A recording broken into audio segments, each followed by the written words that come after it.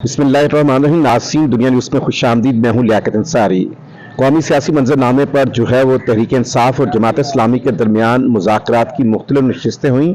और जो धांधली के खिलाफ इकदामात हैं और जो बामी ताउन था उसके हवाले से जमात इस्लामी की जानब से कमेटी की सरबराही मरकज़ी नायब अमीर लियाकत बलोच ने की। उन्हीं से बात करते हैं। लियाकत साहब, ये बताइए कि अब PTI और जमात इस्लामी का जो अलायंस था मखसूस नशिस्तों के तनाजुर में, उसका क्या स्टेटस है? जी बिस्मिल्लाहिर्रहमानिर्रहीम, बहुत शुक्रिया। आप हैं लियाकत अंसारी, मैं हूँ लियाकत बलोच। आपका बहुत बहुत शुक्रिया। देखिए, 8 फरवरी के इंतखाबात के बाद ख़ास तौर पर वो जमातें कि जो इसकी धांधली का शिकार हुई हैं और इंतखाबात में एक बदतरीन मुदाखलत की वजह से वो मुतासर हैं, उनके दरमियान तो बामी राब्ते तेज़ हुए हैं। तो PTI की क़यादत ने जमात के साथ राब्ता किया था और इस बात का पहलू पेश नज़र था कि वो आज़ाद अरकान जो PTI से ताल्लुक़ रखते हैं, अगर उन्हें ज़रूरत पड़े तो जमात इस्लामी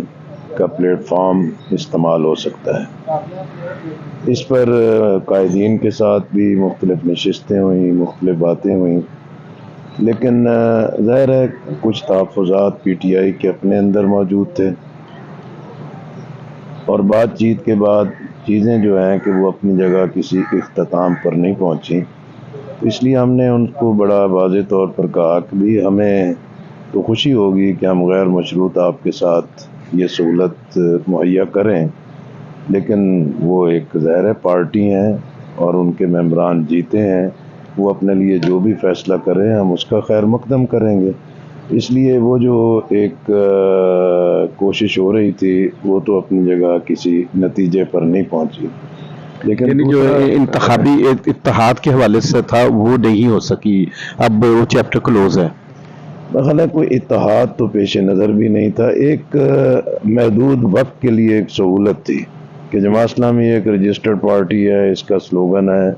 इंतखाबात में हिस्सा लिया है, हमारी रिज़र्व सीट्स की प्रायोरिटी लिस्ट जो है कि वो इलेक्शन कमीशन के पास मौजूद है।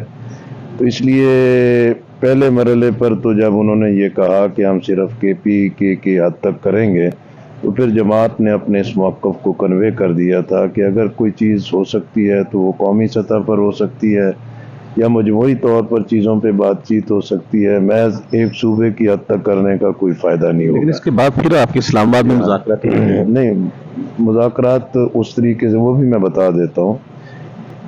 लेकिन फिर इसी पर के तसलसल में जो दूसरी बातचीत हुई, लेकिन उसमें फिर हमारी जमात की शूरा में डिस्कशन के बाद यही तय हुआ कि भाई ये एक ऐसी उलझन है और एक ऐसी चीज़ है कि जिसका सिरा पकड़ा नहीं जा रहा या सुलझेगा नहीं,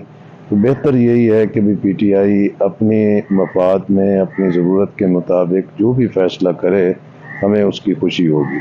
अलबत्ता असद कैसर साहब की सरबराही में इस्लामाबाद में एक बड़ा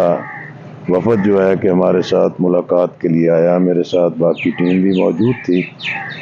तो पहले मरहले पर उन्होंने यही कहा कि भी हम इमरान खान साहब की हदायत पर मुलाकात के लिए आए हैं कि हम सियासी जमातों से राब्ते शुरू किए हैं, और उन्होंने वाज़ेह किया कि पीपल्स पार्टी, मुस्लिम लीग नून और MQM के साथ तो उनके राब्ते नहीं होंगे। जमात इस्लामी, जमीयत उलमा इस्लाम, पश्तूनख्वा मिली अवामी पार्टी, GDA और कौमी जमहूरी वतन पार्टी के साथ वो राब्ते करेंगे। तो हमारी बहुत अच्छी नशिस्त हुई, तबादला ख्याल हुआ, तमाम पहलुओं पे बातचीत हुई। उन्होंने यही कहा कि भी पीर को उनका इजलास होगा, उसमें वो आइंदा का एक लाए अमल तरतीब देंगे, उसके बाद फिर हमारी दूसरी नशिस्त होगी। अब जमात ने भी इस पर सारा गौर किया है और मरकज़ी मजलिस शूरा ने आइंदा के लाए अमल को भी तय कर लिया है। तो इंशाअल्लाह जब हमारी आपस में दूसरी नशिस्त और बातचीत होगी तो इस धांधली ज़दा इंतखाब के हवाले से अवाम के जमहूरी हकूक़ की हिफाजत के लिए और पाकिस्तान में आइन और जमहूरियत की हिफाजत के लिए आइन से मावरा किसी भी इक़दाम से मुल्क को महफूज रखने के लिए हम इंशाअल्लाह राब्ता भी अपना जारी रखेंगे और इसके लिए लाएअमल भी बनाएंगे। अच्छा, जो इस्लामाबाद में आपने सेफ डेमोक्रेसी कॉन्फ्रेंस बुलाई है, उसमें जो आगे एलामिया उसका क्या मुमकिन तौर पर आपके ज़हन में खाका है कि मुल्क की तहरीक के लिए वहाँ से फैसला लिया जाएगा? نہیں، میرا خیال ہے یہ جو ہمارا 23 کو تو پشاور میں احتجاج ہوگا اور 25 کو ہم اسلام آباد میں خاص طور پہ جو وہ تنظیمیں کہ جنہوں نے اس انتخاب کو آبزرو کیا ہے اور جنہوں نے اپنے تحفظات کا اظہار کیا ہے اور جن کی رپورٹس بھی شائع ہو چکی ہیں،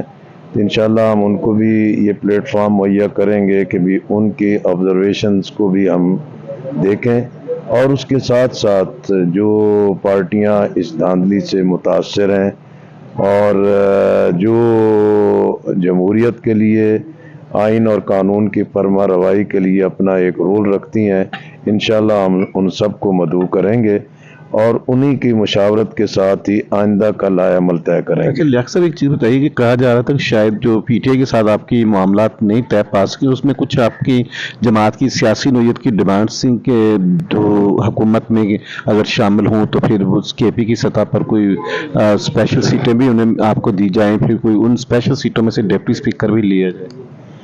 میرا خیال ہے ایک تو ہمارا ظاہر ہے وہاں کوئی ممبر نہیں ہے اس وقت، تو ڈپٹی اسپیکر والی بات تو بے بنیاد ہے۔ نہیں، وہ کہہ رہے تھے کہ اسپیشل سیٹیں جو آپ کی کچھ اڈاپٹ دی جائیں گی، اس میں سے جو خاتون ہوگی ان کو۔ میں اس چیز کی بالکل وضاحت کر دینا چاہتا ہوں کہ اس عرصے میں بیرسٹر غور صاحب کے ساتھ، محمد اعظم سواتی صاحب کے ساتھ، علی امین گنڈا پور صاحب کے ساتھ، عامر ڈوگر صاحب کے ساتھ، اسی طرح